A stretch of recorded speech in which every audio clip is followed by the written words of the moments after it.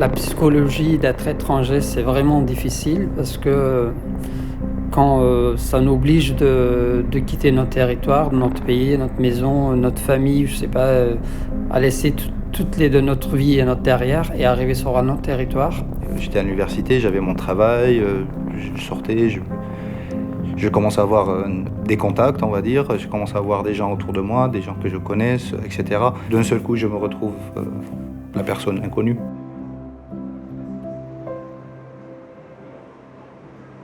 Là-bas, la vie, c'est compliqué à cause de la guerre ou des ennemis.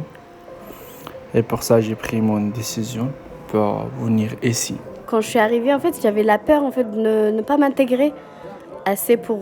je me disais que de mon côté, ça va être facile de m'intégrer, mais est-ce que les autres vont m'accepter ? Moi, je sais que les gens qui arrivent sur leur territoire, ils ont tellement de difficultés, on n'arrive pas très bien à accueillir au niveau logement, au niveau administratif, c'est très difficile à accepter le droit d'asile, tout ça, ça va empire tous les jours. Je pense que les gens se disent pas « je suis étrangère », mais ils se disent clairement « je viens d'ailleurs ». Voilà, c'est ce truc, je suis pas étrangère, mais je viens d'ailleurs. Donc je suis clairement exotique, oserais-je utiliser exotique, parce qu'on me l'a sorti il y a pas longtemps. Ils t'aiment bien et tout va bien, etc. Mais c'est pas possible que toi tu te démerdes et eux non. C'est pas vraiment méchant, mais tu le sens des fois dans le... Oui, mais bon, tu peux réussir jusqu'à un certain point, et pas plus. Je ne comprends les autres comme une partie de différents mondes. Donc, je suis espagnol, mais pas du tout. Je pense que c'est une question générationnelle. En fait, les gens, à chaque fois, ils me disent tu t'es bien intégré. On voit vraiment que ça ne te dérange pas de vivre avec nous, de partager avec nous ta vie, et tu acceptes aussi notre histoire. J'ai des amis italiens, français, espagnols, bulgariens, hongriens, algériens, marocains. J'ai beaucoup d'amis.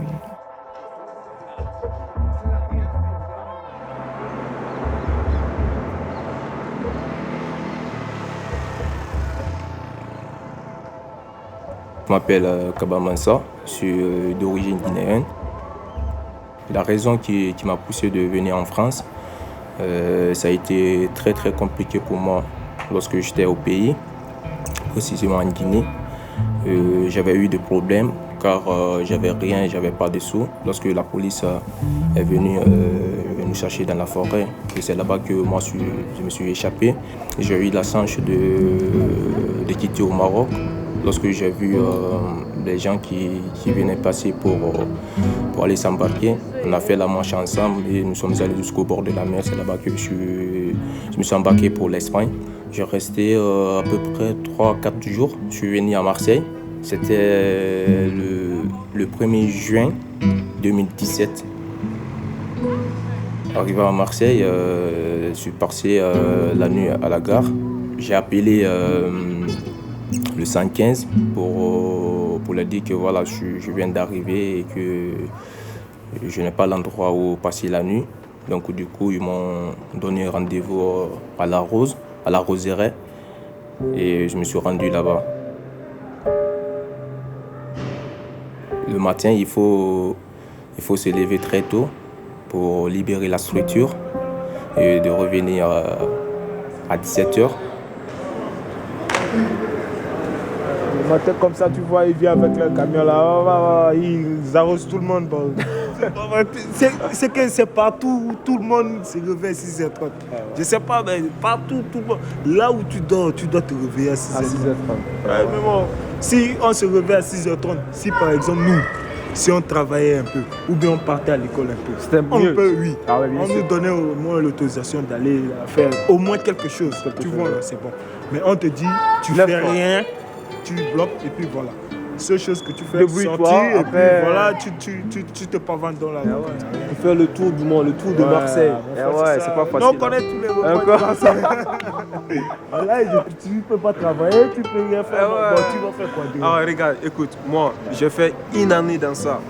il en est plein dans ça. Je sors, je tourne. Je peux pas, même les trucs d'accueil là, ils ouvrent là-bas à 9h. Espérons un jour d'avoir les papiers. Bon, comme ça, là, maintenant, je pourrais faire vraiment une formation. On sait que c'est pas facile. On sait que quand tu viens, tu vois la réalité en face de toi, tu vois. Mais c'est pas facile. Mais bon, on tient le coup.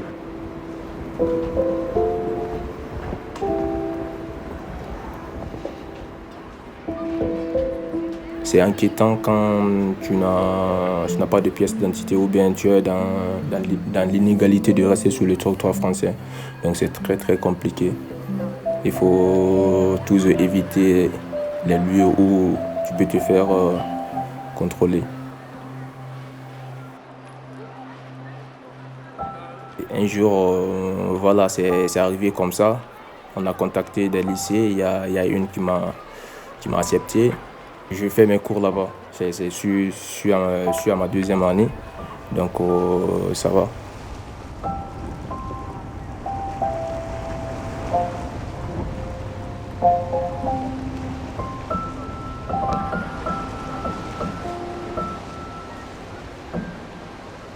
Je vois beaucoup de différentes cultures. Il y a à côté, tu vois les Arabes, les Français. Il y a des Africains noirs aussi, comme les Sénégalais sont beaucoup ici. Dans Marseille, je me sens bien à Marseille. Ouais.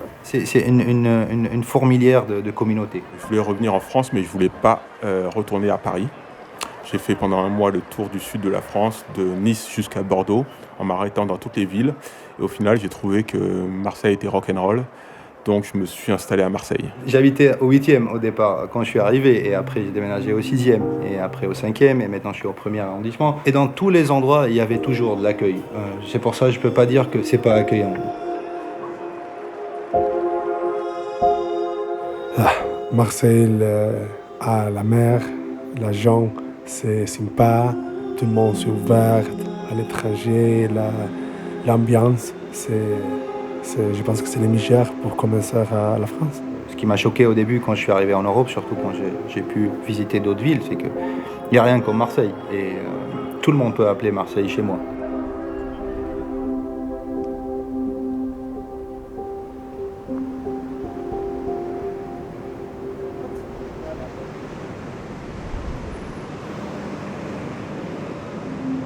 Mon intention est toute ma vie a été de vivre la culture française, d'expérimenter la bohème ou quelque chose pareil.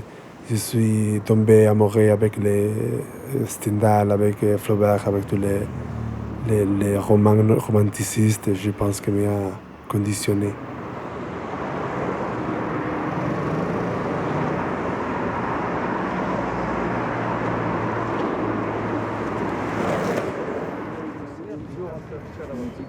Champagne.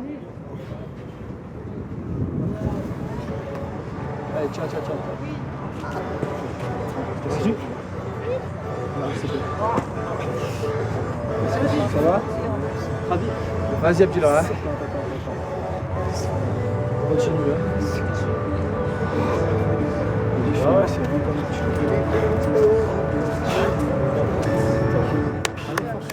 Allez. Encore. Oui. Allez. Arrête. Je vais faire un truc. Excuse-moi, on n'avait pas fini la série. Hein. Quoi? On n'avait pas fini notre série. C'était à 100 euros. T'as pas envie? Les gars, tu as fait. Non, t'as pas envie. J'ai pas répétition déjà, ne me pas. Non. J'ai déjà fait une répétition. J'ai pas bien la français. Ça, t'inquiète pour moi. Je te l'ai fait, où est le problème? Non. Qu'est-ce que tu fais?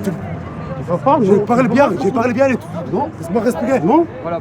Non, c'est pas de mort, hein. Tiens, voilà. Hein?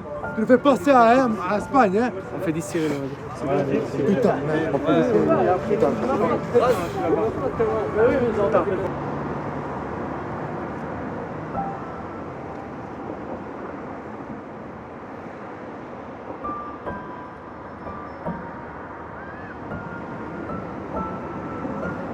J'aime beaucoup l'Espagne. Ah, tu veux beaucoup? Ouais. Ah, ça c'est cool. Toi, quel pays? Moi, je viens du Sénégal. Moi. Ah, Sénégal? Ouais.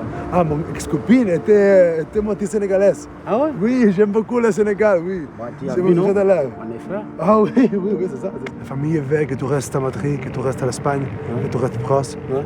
Alors, si tu pars à la France, Ouais. sans amis, sans contact, avec mon français de merde, c'est dur le français de Ah, France. c'est dur, c'est dur. Ça, j'ai étudié, j'ai fait l'effort, mais la prononciation et tout, la bouche, c'est un truc. Ouais.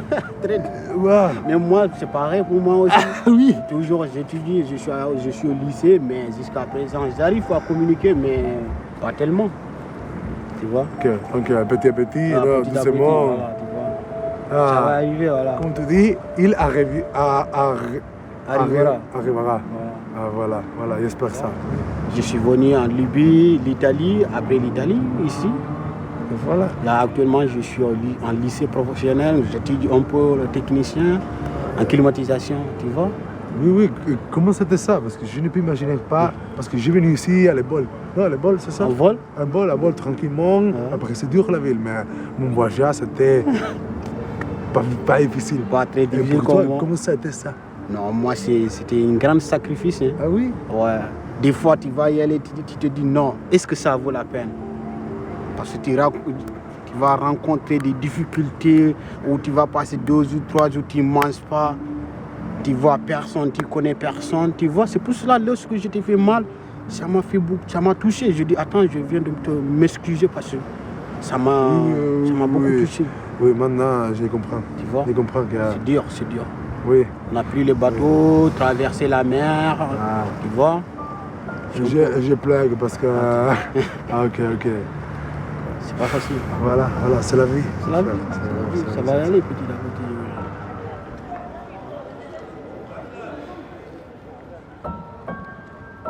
Pour moi, c'était toujours un rêve de venir ici. Je ne suis pas venu ici parce que j'avais problème au pays ou bien je ne m'entendais pas avec mes parents, non. C'était juste une envie, un rêve pour moi de venir ici, découvrir le monde, découvrir la France et travailler aussi pour réaliser certains de mes rêves. Nous qui avons eu la chance d'arriver ici jusqu'au bout, c'est pas parce qu'on est guerrier ou bien on est le plus fort, on a eu la chance juste. C'est juste la chance. Parce que si tu calcules le Sénégal, Mali, Burkina Faso, Niger, avec le désert, il y a certains qui meurent là-bas. En cours de voyage, vous trouvez les cadavres sur la route, voilà. Peut-être là aujourd'hui, j'ai pas les moyens ou bien c'est pas encore arrivé, mais moi-même dans ma tête, je sais que j'ai quelque chose à faire. Je rêve de devenir un jour acteur. J'aime beaucoup le cinéma, c'est un rêve pour moi de jouer dans une série ou bien dans les films d'action un jour. Le problème que j'ai avec la France de ne pas correspondre ou de ne pas être au bon endroit, est-ce que c'est parce que plein de Marseillais vivent et en même temps se retrouvent tous autour de ce truc de ne pas être au bon endroit? Au final, Marseille récupère les gens qui ne sont pas au bon endroit. Les gens ne se rencontrent pas vraiment, mais il se passe quelque chose, je ne sais pas. C'est la ville la moins cosmopolite qu'on puisse trouver au monde. C'est la ville où les communautés se mélangent absolument pas. Il y a des quartiers de Comoriens, il y a des quartiers de Maghrébins, il y a des quartiers de Français. Et il y a quelques ovnis qui font le lien entre, mais ça s'arrête là. Tout le monde est chaleureux avec toi, etc. Mais pas tout le monde va t'inviter chez lui.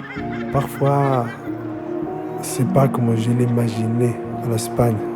Parfois, c'est un peu dangereux. C'est juste un peu, c'est pas rien de dramatique. Mais parfois, ressemble un peu chaotique. C'était dans Marseille que j'ai vraiment réalisé qu'est-ce que pour être une minorité. Et le racisme, sexisme, c'est le pire que tous les différents endroits j'ai vécu. Comment on fait pour pouvoir faire face à des situations où des gens ne parlent pas la même langue, viennent d'endroits complètement différents et doivent vivre ensemble? Et pour moi, même s'il y a plein de mauvaises choses qui arrivent en Amérique du Sud, ça c'est quelque chose que comparé à Marseille, qui se dit cosmopolitaine, et ben ça fonctionne pas.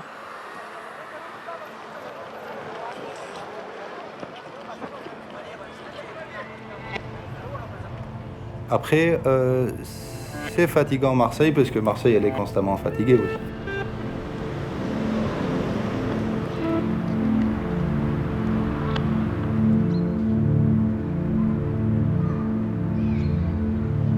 Je t'amène un jeune que je viens de rencontrer à la LPG. Assieds-toi. Il s'appelle Moussa. Auparavant, il a passé quelques jours aussi à la gare. Voilà, il arrive de Guinée et il a moins de 18 ans. Bon, ici, c'est un squat. C'est-à-dire qu'on ne sait pas combien de temps on va rester. On n'a rien, on est un collectif de bénévoles où on n'accueille que les mineurs ou les enfants avec leurs parents. On n'accueille pas les majeurs parce que c'est un combat politique contre le département qui est juste derrière moi là. Ils ne devraient pas laisser des mineurs dans la rue et des enfants dans la rue avec leurs parents, ce qu'ils ne font pas. Donc on se bat sur ce terrain politique-là.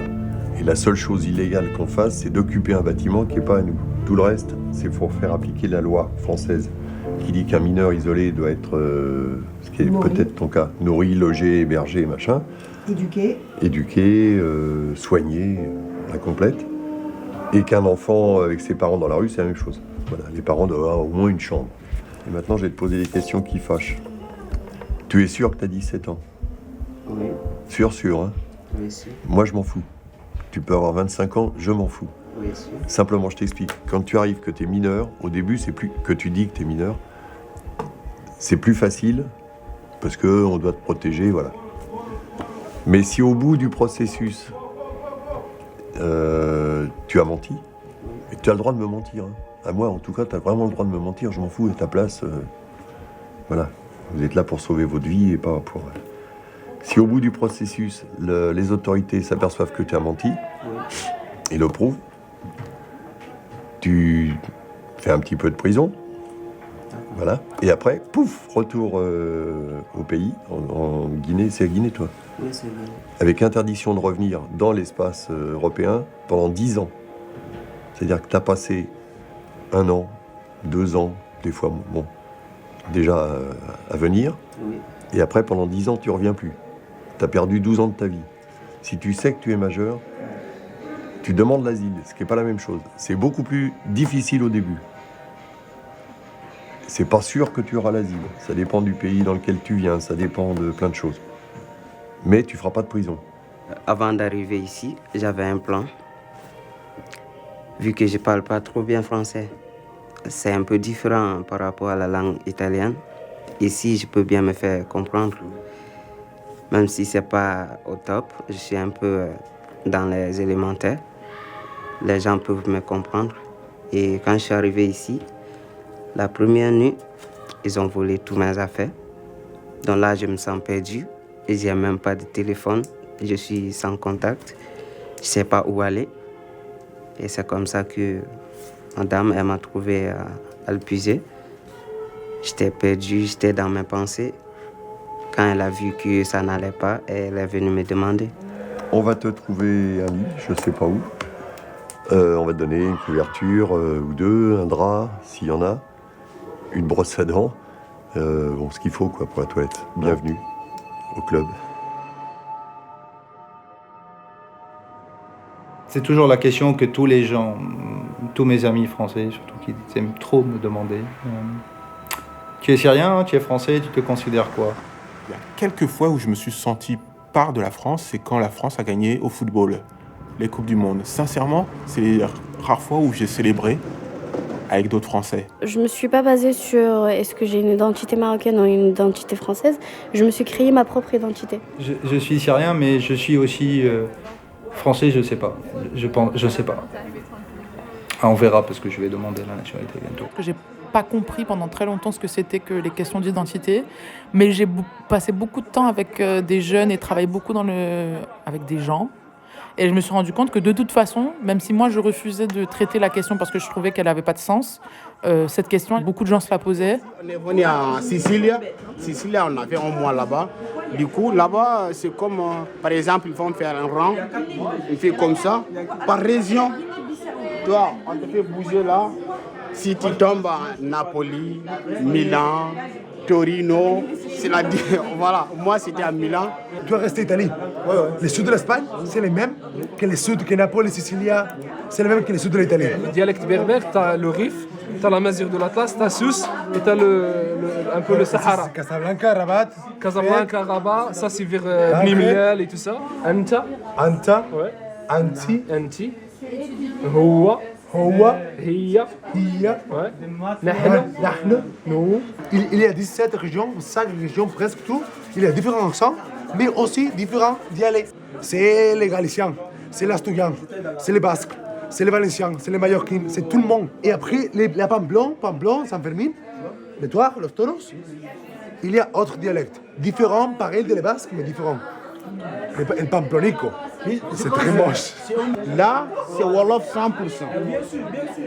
Ici, c'est mélangé, il y a tout. Il y a tout ici. De coutume, il y a le provençal, il y a l'occitan dans le sud-ouest, il y a les bretons avec leur propre langue aussi. Il y a un vrai dialecte, j'apprends le provençal moi en ce moment. Donc, il y a des... Je trouve ça trop bizarre. Et l'accent est resté un petit peu, tu vois, mais le dialecte a disparu un petit peu. La République se doit d'avoir une langue universelle. Je reconnais que même moi, quand je vais au Togo et je vois des Libanais qui sont là depuis 3 générations, inconsciemment, pour moi, c'est pas des Togolais. Alors que les mecs, ils sont là depuis 3 générations. C'est hyper difficile de zapper l'aspect esthétique des gens, l'aspect ethnique des gens. Quand on t'invisibilise, d'un seul coup, cette question de l'identité, elle revient. Comme on ne te donne pas de la place, comme on te fait pas place publique, on te fait pas de la place, donc tout de suite tu te sens effacé. Et comme tu te sens effacé, je pense que cette question d'identité, elle jaillit comme ça. Allez, tout le monde sur scène. Et tous ensemble, quand vous le souhaiterez, vous irez vous mettre au mur.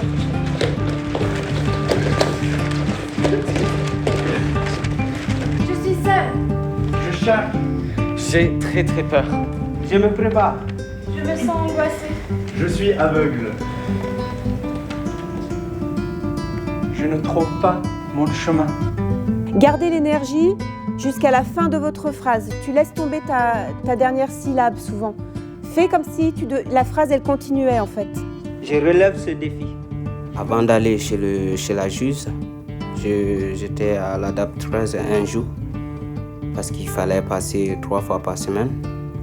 J'arrive et j'ai parlé avec le chef de là-bas, comme quoi est-ce que j'aurai une place un jour ou pas, et c'est dans combien de temps j'aurai une place. Je ne peux plus supporter rester sous la fraîcheur et eux ils disent rien et tout. Il y avait une journaliste qui faisait ses reportages. Elle s'appelle Myriam. C'est quelqu'un qui m'a vraiment donné ce que j'avais besoin en fait. Elle m'a accompagné dans toutes mes démarches. Elle, je ne sais pas ce que je peux lui donner qui pourrait vraiment être quelque chose de remerciement.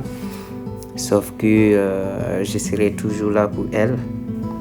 Elle compte beaucoup pour moi, cette femme.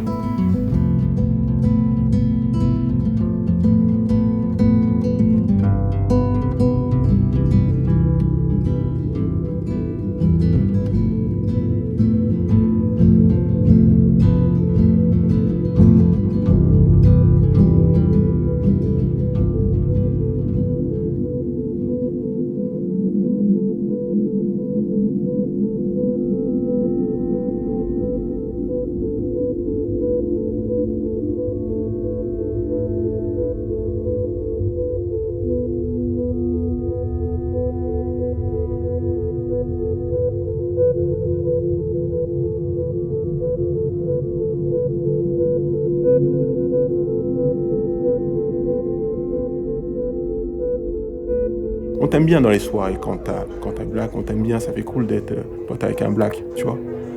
Mais à un moment, quand tu t'affirmes, ça pose problème, tu vois. Parce qu'en France, et même dans le monde, on aime l'étranger quand il est soumis, tu vois. On aime l'étranger quand il est soumis. Mais dès que, non, il n'est pas d'accord, ça pose problème. Très souvent, il y a cet acte d'invisibilisation d'une minorité pour une autre. Au final, on est tous en train de se battre pour qu'on puisse nous reconnaître des douleurs, reconnaître des choses qui se passent maintenant. Moi, ça m'est arrivé des fois où où je suis allée pour chercher du travail, ils me disaient votre nom de famille, avec votre nom de famille, vous n'allez jamais trouver du travail. C'est comme un carré, en fait, ils ont un regard carré. Ils ne veulent pas déborder leur regard à l'extérieur de ce carré-là. Et c'est dommage parce qu'en fait, moi, j'en ai rencontré plein de personnes qui veulent donner plus. Il y en a carrément qui veulent intégrer la politique française, il y en a qui veulent avancer avec ce pays-là, mais dommage que les autres ne leur donnent pas leur chance. En étant un individu de type africain, je serai toujours confronté au racisme dans les sociétés occidentales.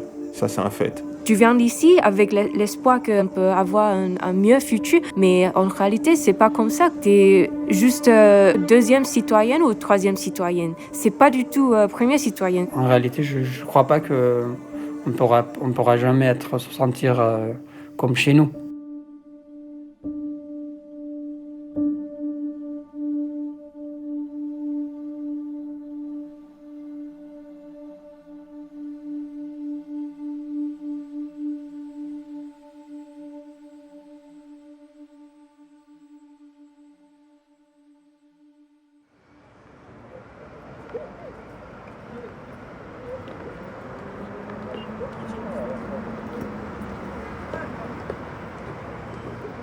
Je suis afghan, je m'appelle Shafik.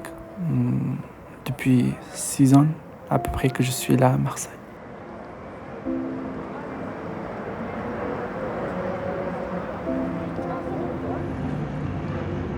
D'abord, j'ai été allé au Pakistan, après c'est Iran, après c'est Turc, et après c'est la Grèce, après c'est Bulgarie, après c'est Serbie, après c'est Hongrie, après c'est Autriche, Italie et la France. J'écris des poésies aussi, des petites poésies, des histoires, qu'elles racontent quelque chose de mon histoire. J'ai d'autres projets aussi, que je vais écrire un livre et que je vais raconter mon histoire dans un grand film. C'est mon rêve que je raconte. Je n'écoute pas de mes parents. Moi aussi, je marche.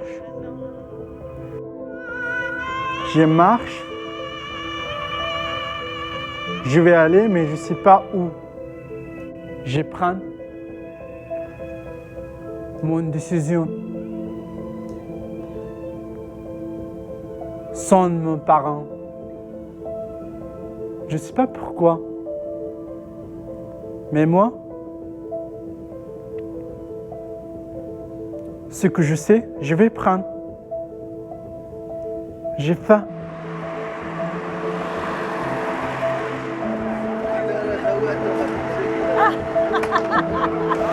Bonsoir, Olelo.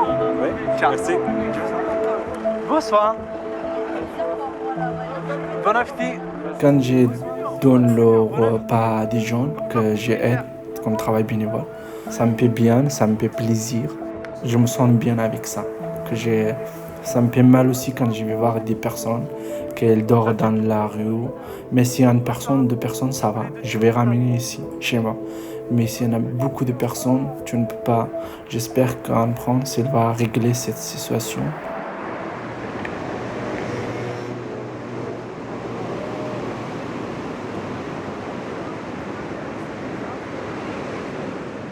Des gens que j'ai trouvés ici, je trouve comme des frères, des amis, des bons amis de corps. Et quand ils sont avec moi, je suis très content. Même quelquefois, je peux prier que vous aussi vous trouvez des amis comme j'ai. J'aimerais bien que mon nom de ma famille, que ça va terminer sur moi. Voilà, disparaître. Voilà, donc c'est le contraire pour moi. Moi, je veux avoir Karamo Junior, Junior 2, Junior 3, Junior 4, jusqu'à 5. Moi. 5 enfants? 5 enfants, ouais. C'est pas des 5 femmes. Il y en a beaucoup, mon frère, il y en a beaucoup. Il y en a beaucoup. Non, 3 garçons, lui, footballeur, lui, président, lui, chef de famille, lui, imam, lui, chanteur. Si tu paies 5, encore tu paies 6 parce que tu prépares une équipe de football.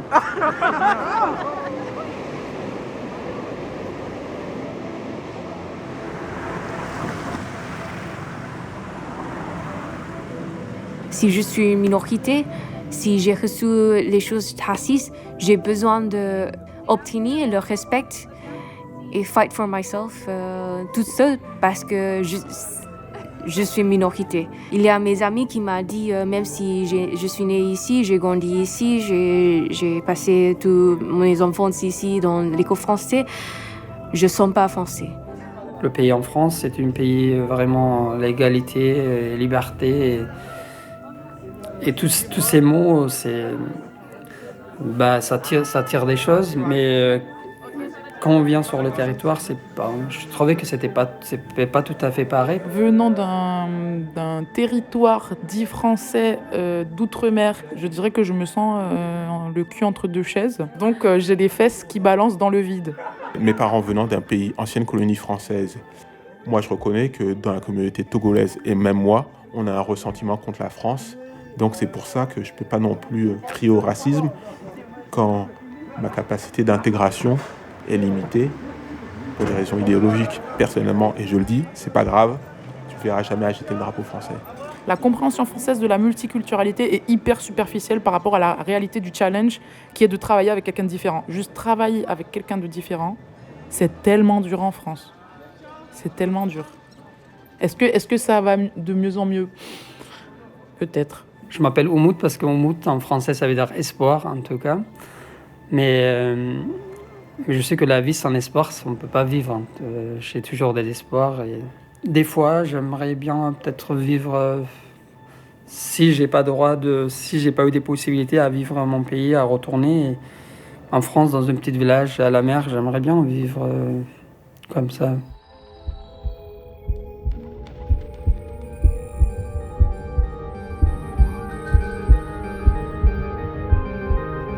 Suddenly your face appears.